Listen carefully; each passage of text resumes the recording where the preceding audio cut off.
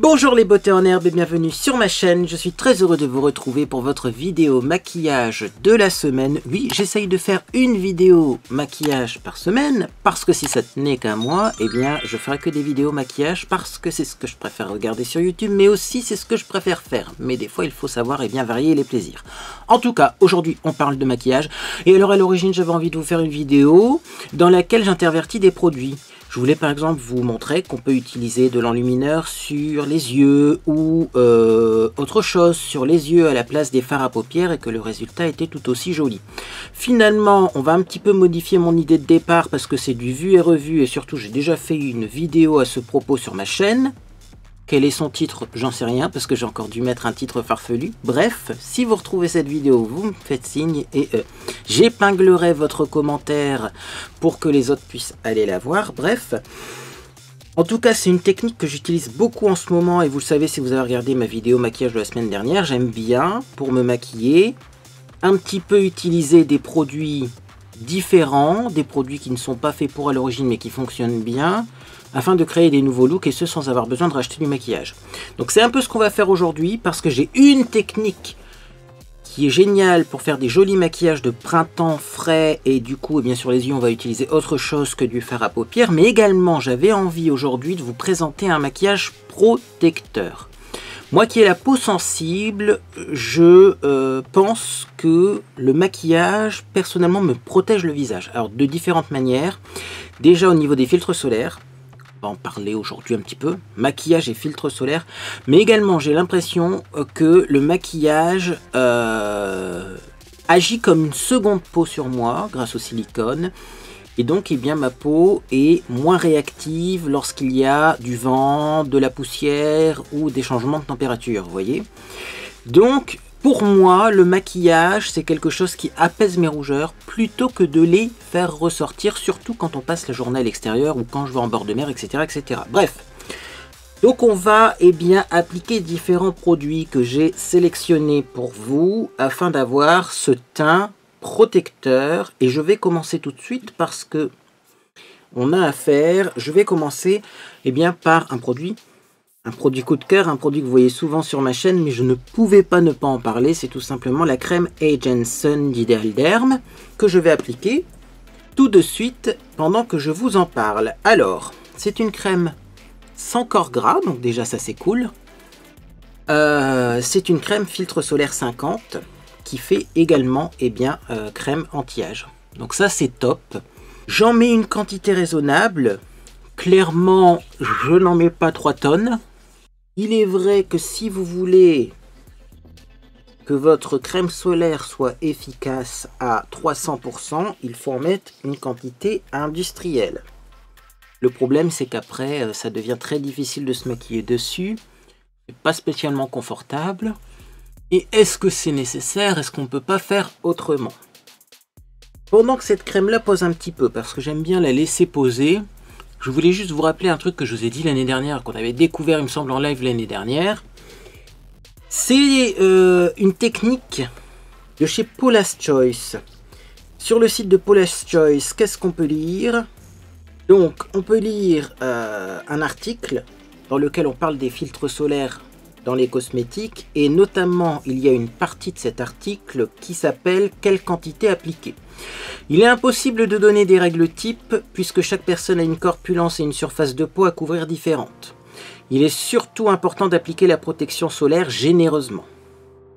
Moi je trouve que j'en ai déjà mis pas mal, mais vous allez voir que généreusement ça veut peut-être dire autre chose. Plus vous couvrez la peau avec des vêtements couvrants, moins de surface vous avez à protéger avec un SPF. Clairement le visage on ne peut pas le protéger avec un vêtement. Les vêtements ne suffisent pas si vous passez une longue journée à l'extérieur. De plus, en plus de marques proposent des vêtements anti-UV. Donc c'est-à-dire que même à travers les vêtements, les UV peuvent passer. Et clairement, on nous dit que de toute façon, moi j'applique de la crème solaire, mais normalement il faut en mettre toutes les 2 heures, je suis conscient. Mais on essaye de faire au mieux. Si vous trouvez que la quantité de crème solaire que vous appliquez sur le visage est trop lourde, et c'est clairement moi le problème que j'ai quand je mets trop de crème solaire, alors procédez par couche de produits différents avec SPF, crème de jour, fond de teint et poudre compacte. Et c'est ce qu'on va faire aujourd'hui.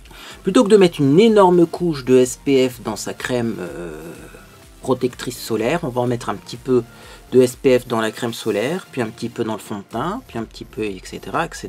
Et à la fin, on aura une grosse couche de FPS, mais qui sera en millefeuille dans différents produits.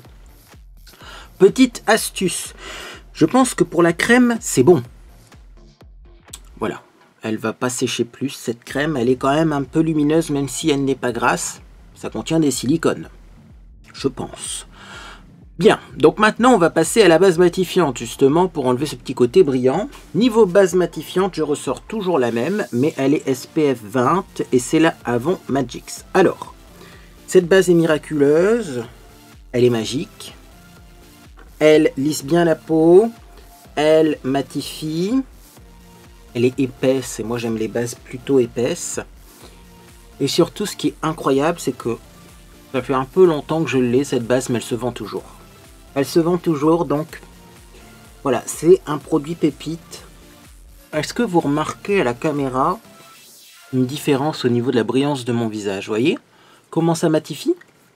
C'est dingue, hein? Et en plus, eh ben, à l'appareil, je vais rajouter un petit peu de protection solaire. Donc, eh ben, c'est tout bénef, vous voyez. Voilà, et il en faut pas 3 tonnes, hein, clairement. Alors oui, ça fait pas beaucoup de filtres solaires en plus, mais c'est déjà ça. Voilà. Donc la Avon Magix pour faire tenir le maquillage, mais également bien pour matifier la peau. Ça c'est appliqué.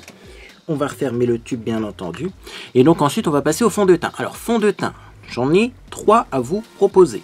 Celui-ci que je perds tout le temps parce que la couleur ne me fait pas penser à un fond de teint, c'est le Dream Urban Cover de chez Maybelline qui est SPF 50. Ça c'est l'idéal si vous devez rester dehors, si vous voulez protéger votre peau, parce que c'est clairement en plus, eh bien, un SPF 50 à large spectre, mais en plus il y a un actif anti-pollution. Le problème c'est que moi ça va être beaucoup trop foncé ça. Sinon chez By Terry vous avez le Cover Expert SPF 15. C'est pas mal ça. Maintenant ça s'appelle Cover Expert et c'est un fond de teint haute couvrance. Je trouve qu'il n'est pas très couvrant, mais en été c'est très bien. Et enfin, moi ce que je vais mettre, bon bah c'est toujours le même produit, hein. Là aussi il n'y a pas de grande originalité. C'est pour ça que je vous en présente deux avant, deux alternatives, parce que sinon vous allez me dire il met tout le temps la même chose sur sa peau, mais c'est parce que c'est génial. C'est la Signature Real Complete BB Cream SPF 25 de chez Missha. Alors certes c'est pas FPS 50, mais c'est déjà ça là aussi, et puis à force d'accumuler les couches, je pense que ça protège. Alors j'aime beaucoup cette bébé crème, qui a une couvrance de dingue, hein. La couleur est juste idéale pour moi, parce que c'est une couleur neutre, c'est pas trop rosé. Et en un rien de temps, regardez-moi ça, j'ai un résultat très joli. Et en plus c'est bien de la protection solaire, inclus dans ce produit. C'est vraiment top, hein. En plus, ce produit-là est très confortable. Clairement, ça fait pas une grosse couche épaisse, hein. Même si c'est très couvrant, ça reste une bébé crème, donc c'est une texture plus crémeuse. Et ça brille pas trop, c'est pas trop gras. Franchement, ça c'est génial. Et pareil, ça se vend encore. Les produits comme ça qui existent depuis longtemps et qui se vendent toujours, c'est que c'est vraiment des bons produits, hein. Souvent, les marques, quand elles ne vendent plus un produit parce qu'il n'y a plus assez de clients, parce qu'on a trouvé mieux ailleurs, elles arrêtent la production. Si ça se vend toujours après ces nombreuses années, c'est que c'est toujours, eh bien, un produit qui va détrôner les autres. Donc je vais pas en mettre des tonnes là non plus, hein. Voilà. Je vais en mettre un peu dans le cou également pour faire raccord. Et voyez,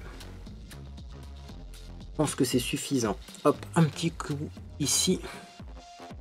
Alors oui, clairement, normalement, la protection solaire, il faudrait la descendre derrière les oreilles et dans le... Mais bon, c'est mieux que rien, vous voyez. Je pense qu'il vaut mieux faire ça plutôt que ne rien faire du tout au niveau des filtres solaires. Et là, j'en suis à ma 3e couche de filtre solaire et je pense que ça sera suffisant. C'est-à-dire que plutôt que de mettre une énorme couche de Age & Sen Unidal Derm Protection 50, eh bien j'ai mis 3 fines couches de filtres solaires différents. Et d'après Paula's Choice, c'est pas moi qui l'ai inventé, c'est une alternative. On va passer à deux produits qui se ressemblent beaucoup, que j'utilise en ce moment. Il y a le concealer, donc l'anti-cerne de chez Belle dans la gamme hypoallergénique, et j'ai la base à paupières de chez Belle dans la gamme hypoallergénique. Donc là, clairement, maintenant, on va passer à la partie du maquillage. Maquillage de printemps très joli, très facile à faire, sans utiliser d'ombre à paupières une fois de plus. On va prendre une alternative aux ombres à paupières. Donc là, déjà, je mets l'anti-cerne. J'ai lavé un petit pinceau pour estomper mon anti-cerne, j'ai même lavé plusieurs pinceaux. Mais en ce moment, je vois circuler sur les réseaux ce genre de pinceau pour appliquer l'anti-cerne. Donc je vais réessayer ce genre de pinceau pour appliquer l'anti-cerne parce que visiblement ça fait fureur en ce moment. Bon. Est-ce que c'est ma technique préférée? Bon, c'est vrai que ça marche pas mal. J'y pense pas ce pinceau-là pour l'anti-cerne. Mais pourquoi pas?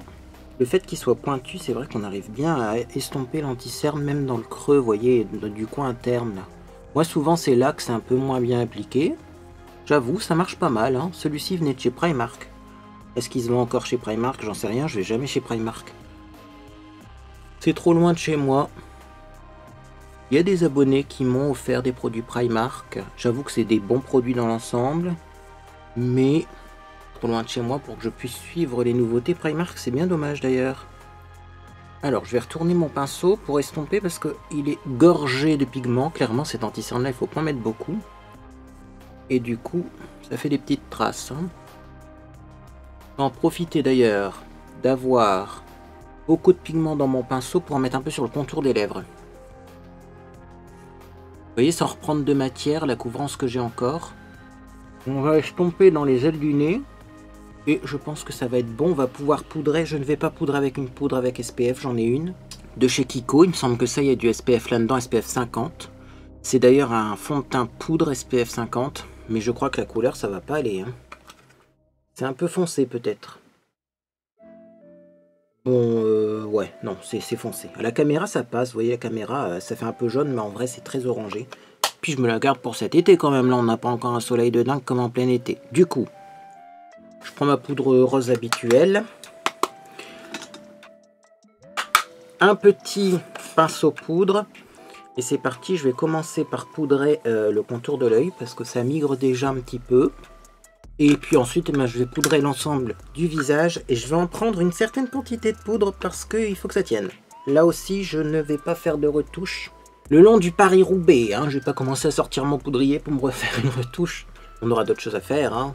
On va profiter du spectacle. Bref, donc je tapote bien la poudre. Je me rends compte effectivement que cette bébé crème a juste un rendu génial. À chaque fois que je l'utilise, je suis choqué, surpris, tellement c'est génial. Voilà, je vais remettre un peu au niveau du front. Et s'il faut, j'en reprendrai un petit peu à la fin de la vidéo. Mais je pense que ce sera suffisant quand même. Oui, j'en ai déjà mis pas mal là de la poudre. Bref, poudre Imagic, poudre géniale également. Lien disponible dans la description de la vidéo. Je vais mettre de la base à paupières. Voilà, Soft Eyeshadow Base, toujours c'est la gamme hypoallergénique de chez Belle. C'est bien parce que si vous avez les yeux sensibles, sachez que du maquillage hypoallergénique de qualité existe. Et en plus c'est fait en Europe. Donc c'est cool. Ça respecte les lois européennes parce que c'est vrai que quand on importe du maquillage américain notamment, pas toujours sûr que ça respecte les réglementations européennes. Notamment au niveau du phénoxyéthanol, les Américains en mettent beaucoup plus que nous. J'ai vu ça sur la chaîne de Gaël Garcia Diaz, qui testait des produits de je ne sais plus quelle marque. Et effectivement, elle disait, voilà, le phénoxyéthanol chez les Américains, ils en mettent beaucoup plus que chez nous. Voilà, pour la petite base à paupières. Et maintenant, on va pouvoir se maquiller les yeux. Qu'est-ce que je fais au printemps quand je veux un petit maquillage coloré, mais en douceur, et que je veux avoir un effet un petit peu différent sur les yeux? Eh bien, j'utilise du blush pour me maquiller les yeux. Et ça, c'est un truc que je ressors, c'est une astuce que je ressors à tous les printemps, je pense. Hein. Là, ça tombe bien parce qu'en plus, c'est des petites palettes de blush de chez Morphe. Morphe, dites comme vous voulez. Clairement, les ombres à paupières Morphe, C'est pas mes préférés, mais les blushs, je les aime beaucoup. Et alors, regardez, dans cette palette, on a 3 couleurs. On a une couleur, c'est limite une couleur de transition un peu bronzer. On a une couleur vive et une couleur foncée. Et ben, du coup, on va utiliser ces 3 couleurs pour faire un petit look. Je vais commencer par Sexy ici. De toute façon, la palette ne se vend plus, mais au cas où vous la trouvez d'occasion ou si vous l'avez chez vous, eh ben, je vous donne le nom des couleurs. Ça, c'est un peu bronzer, un peu couleur de transition. Et donc, je vais mettre ça en creux de paupière pour commencer. Alors, si c'est pas très pigmenté, c'est normal, puisque ce sont des blushs à l'origine. Et le but du blush, c'est pas d'être super pigmenté. Hein, c'est d'avoir un petit effet comme ça, joli, qui va réchauffer les cœurs. Hein. Donc, voilà pourquoi je dis que c'est bien pour avoir un maquillage un peu coloré, parce que du blush, c'est quand même coloré, mais en douceur. Regardez-moi ça, ce Sexy. C'est vraiment une toute petite touche de couleur très intéressante. Ça fait un joli petit creux de paupière. En plus, ben, c'est une couleur un peu chaude parce que le blush, c'est souvent des couleurs un peu plus chaudes. Et ben, ça maquille les yeux tout en douceur. Voilà. Alors, j'ai pris également un pinceau très aérien avec des poils qui ne sont pas denses, justement pour avoir cet effet douceur. Et après, comme vous pouvez le constater, on en met plus ou moins suivant l'effet qu'on veut obtenir. Mais moi, je pense que je vais m'arrêter là. Il faut que j'arrête. Hein. On a dit tout en douceur ce maquillage, donc on en met très peu. Voilà, et on estompe bien. Et on a un petit creux de paupière. Vous voyez, on pourrait limite s'arrêter là. Des fois, c'est ce que je fais. Je prends juste mon blush, j'en mets en creux de paupière et je m'arrête là. Là, on va faire ça de façon un peu plus élaborée. C'est-à-dire que je vais prendre un pinceau un peu plus dense, mais toujours rond. Comme ça, ça va être un peu plus doux au niveau de l'application qu'un pinceau plat. Je vais prendre la couleur du milieu qui s'appelle Fearless, qui ne ressort pas du tout à la caméra, mais en vrai c'est un joli corail. J'en prends un petit peu sur mon pinceau un peu plus dense, et je vais mettre ça en paupière mobile. Alors, qu'est-ce que ça donne? Bon, en vrai c'est magnifique, mais à la caméra surtout, qu'est-ce que ça donne? C'est beau, hein. Oh si, c'est beau, hein. Donc j'en ai pas trop mis au coin externe, j'en mets plutôt, vous voyez, sur la paupière mobile et au coin interne. Au coin externe, on va être la couleur la plus foncée, hein. Je pense que vous vous en doutez. Donc c'est parti, je fais pareil de l'autre côté. Puis alors au moins avec cette technique, ça vous permettra d'utiliser vos blushs, parce que des blushs, je pense que vu la taille des fards, on en a pour toute une vie. Hein. Qui parmi vous a déjà réussi à finir un blush? Et puis ça vous évite d'acheter des palettes comme ça de maquillage coloré, il suffit de prendre du blush et ça fait l'affaire. Donc ça évite de surconsommer, parce qu'on me dit « Ah, tu testes pas beaucoup de nouveautés en commentaire ». Oui, mais bon, j'évite de consommer ce que j'ai pas besoin. Après les crèmes, clairement, elles restent entreposées là pendant des années avant que je les utilise, et c'est pas une bonne chose du tout. Et vous voyez qu'avec des produits qu'on a déjà à la maison, eh bien on peut faire des choses sympas et différentes. Je vais prendre un petit pinceau pour aller bien jusqu'au coin interne, parce que je me rends compte que ce pinceau là il est un peu grand.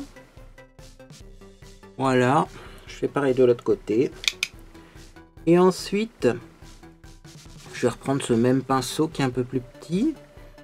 Voilà, et je vais prendre la couleur Witty qui est ici, qui est plus foncée, qui est métallique. Alors les autres sont mattes, mais ça c'est métallique. Et je vais en mettre un peu au coin externe, histoire d'avoir un petit rappel de couleur foncée. C'est toujours pareil, hein. On n'aura pas l'impression d'avoir mis 3 couleurs dans ce maquillage. Mais comme on a mis 3 couleurs, même si ça ne se remarque pas du premier regard, eh bien on n'a pas l'impression d'avoir une paupière complètement plate. Et ça sera suffisant pour ce petit maquillage des yeux. Après, bien sûr, il va falloir mettre pas mal de mascara, puisque les couleurs sont assez vives. Mais en mettant pas mal de mascara, ça ne fera pas bizarre. Donc je remonte un peu hein, ce Witty sur les coins externes. Histoire d'avoir quand même quelque chose de structuré, voilà. J'avoue que le blush qui remonte un peu en coin externe, j'aime beaucoup. Je vais restomper avec le pinceau du début. Alors clairement, c'est le genre de maquillage qui serait encore plus joli si je n'avais pas les paupières tombantes. Hein. Vous voyez, si je tire comme ça mes paupières vers le haut, c'est très joli. Avec les paupières tombantes, ça manque un peu de dégradé, mais bon, ça sera bien suffisant. Hein. Je ne vais pas me prendre la tête, il faudrait que je remonte plus haut les couleurs.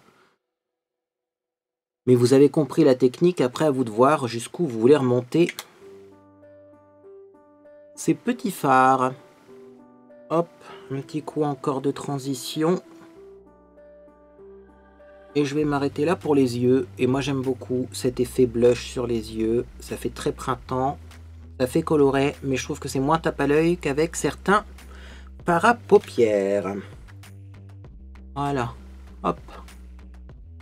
On va continuer donc. On va maquiller les sourcils. On va maquiller les cils.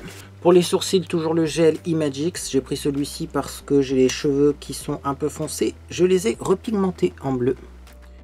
Vous avez vu ça dans ma dernière vidéo. J'ai pas remis de spray coloré argenté ou bleu hein, à paillettes. J'aurais pu parce que je vais aller au soleil, mais je vais pas en mettre tout le temps non plus. Je sais pas si c'est bon en fait. C'est un peu comme du maquillage quand même. Hein. Des petits sprays de chez Action à paillettes. Est-ce qu'on peut en mettre tout le temps dans les cheveux ou est-ce que de temps en temps il faut s'accorder des pauses? J'en sais rien. Que clairement en plus ben, ça se démaquille pas des cheveux. Hein. Je vais pas en mettre tous les matins du spray bleu pour me laver les cheveux tous les soirs. Voilà donc pour les sourcils. Là aussi je vais pas faire des sourcils de dingue. Petit maquillage de printemps assez naturel. Si on peut dire que c'est naturel parce que quand même c'est coloré. Mais moi j'aime bien. J'aime bien. Ensuite, mascara, toujours le Better Than Sex. Je vais prendre un miroir. Une palette avec un miroir. Est-ce que dans cette boîte à fossiles, il y avait un miroir d'ailleurs? Alors, je vais pas mettre de fossiles aujourd'hui, mais l'envie est là. Ouais, il y a un miroir là-dedans. Vous savez, les fossiles magnétiques. J'aimerais bien les mettre, en fait, avec ce genre de maquillage. Mais je ferai peut-être ça un autre jour. Parce que ça doit être très joli. Bref. Là, je vais juste mettre un peu de mascara.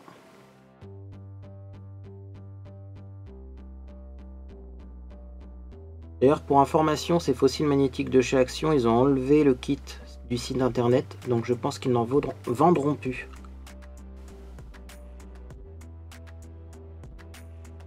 Alors, forcément, comme le fard à paupières est plutôt clair, le mascara ressort bien. Il n'y a pas besoin d'en mettre des tonnes.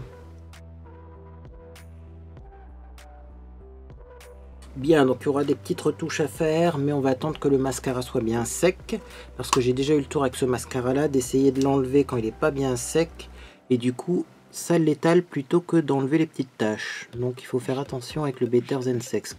Définitivement pas mon meilleur mascara. Je crois que j'ai déjà ouvert les 3 échantillons, et après on va s'arrêter là au niveau du Better Than Sex, j'en testerai d'autres. C'est bientôt la fin, c'est un maquillage rapide. Du coup, c'est aussi pratique. Hein. Si en été ou au printemps, vous avez d'autres choses à faire que de passer 3 heures à vous maquiller, ben, au moins, vous avez vu, c'est un peu rapide, c'est joli. On va reprendre du blush. Hein. Qu'est-ce que vous voulez que je vous dise? Alors, avant de prendre du blush, je vais mettre mon rouge à lèvres. Parce que suivant le résultat du rouge à lèvres, je mettrai plus ou moins de blush. Et vous voyez, en plus, on va associer le même blush à la couleur des yeux. Et ça, c'est cool. Donc là, je prends le Yves Rocher. C'est le Grand Rouge l'Élixir. Bonne question. Hein. Comment s'appelle cette petite couleur? C'est la couleur numéro 102, ben, je vous mets son nom dans la boîte de description. Ça se vend encore ça aussi, j'étais surpris parce que c'est une gamme quand même qui date un petit peu. Moi j'aime bien les gammes comme ça qui durent, comme ça. Eh bien, si vous avez une couleur préférée, une couleur favorite, vous pouvez la racheter régulièrement. J'ai vu aussi chez L'Oréal hein, les rouges à lèvres comme ça, alors c'est les colors riches. Ils se vendent encore et ça c'est cool. Donc c'est un petit rose mat longue tenue, je vais l'appliquer, puis je vous retrouve après parce que clairement je ne peux pas parler en même temps de l'appliquer. Pas pratique. Comme d'habitude, petite retouche sur le contour des lèvres avec de l'anti-cerne. Ça permet déjà d'avoir une application plus jolie, mais aussi, ben, comme l'anti-cerne est un tout petit peu plus clair, moi je prends toujours l'anti-cerne un tout petit peu plus clair que la couleur du teint, et bien ça va permettre de donner un petit effet lèvres plus présentes.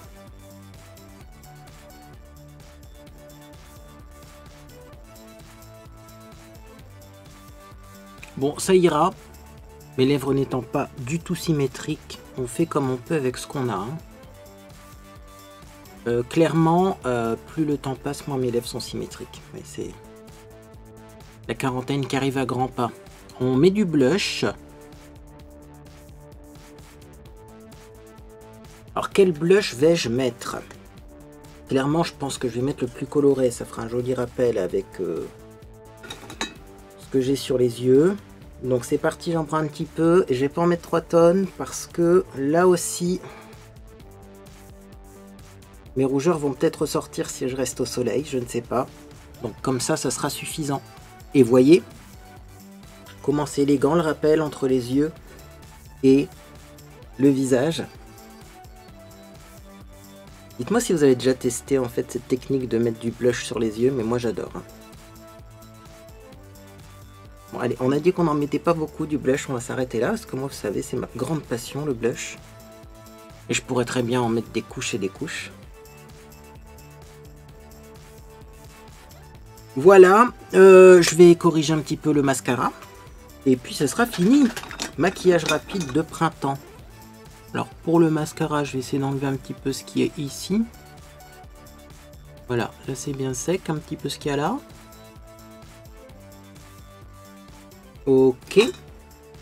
Et donc maintenant, eh bien, on va pouvoir s'occuper des cheveux rapidement parce que on parle souvent de protection solaire pour la peau, mais rarement pour les cheveux. Et pourtant, ça existe notamment avec ce spray de chez Aussie, hein, qui doit plus se vendre, mais il doit avoir des équivalents. C'est le Miracle Air Spritz UV Invisible Filter.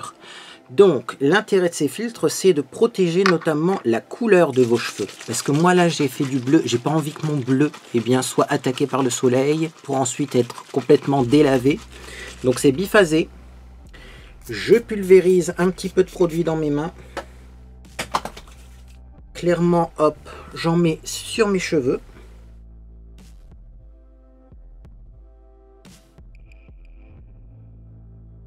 Ça sent vachement bon, une odeur d'agrumes. Ça sent l'orange, c'est normal, c'est spritz comme la boisson. Et je vais essayer de nourrir un petit peu et de reformer un petit peu mes boucles avec ce produit. Et je vais en remettre encore un tout petit peu parce que je sens que mes cheveux sont bien secs. Et voilà, et pour les boucles, de toute façon, je vais dehors, avec le vent, ça va partir dans tous les sens. Et mes boucles, quand je les humidifie comme ça, elles ont tendance à se placer toutes seules en fait. J'ai juste à humidifier et après je les laisse vivre et vous allez voir que, vous verrez pas, mais je vous le dis, dans quelques minutes, ça sera bon. Juste, petite retouche là. Parce que je transpire du cuir chevelu, toi-même tu sais, comme d'habitude, hein, il refait chaud, je retranspire du cuir chevelu. Donc je tapote un petit peu de produit teint et ça sera bien suffisant. Ça va sécher et on ne verra plus rien. Mais écoutez, dites-moi si vous avez des astuces, vous, pour les maquillages comme ça de printemps, si vous intervertissez souvent des produits, parce que clairement, ça peut faire des belles vidéos. Et puis moi, j'aime beaucoup le look du jour, en fait. C'est cool, hein? Le blush sur les yeux. Vous en pensez quoi? Dites-moi en commentaire. Hein.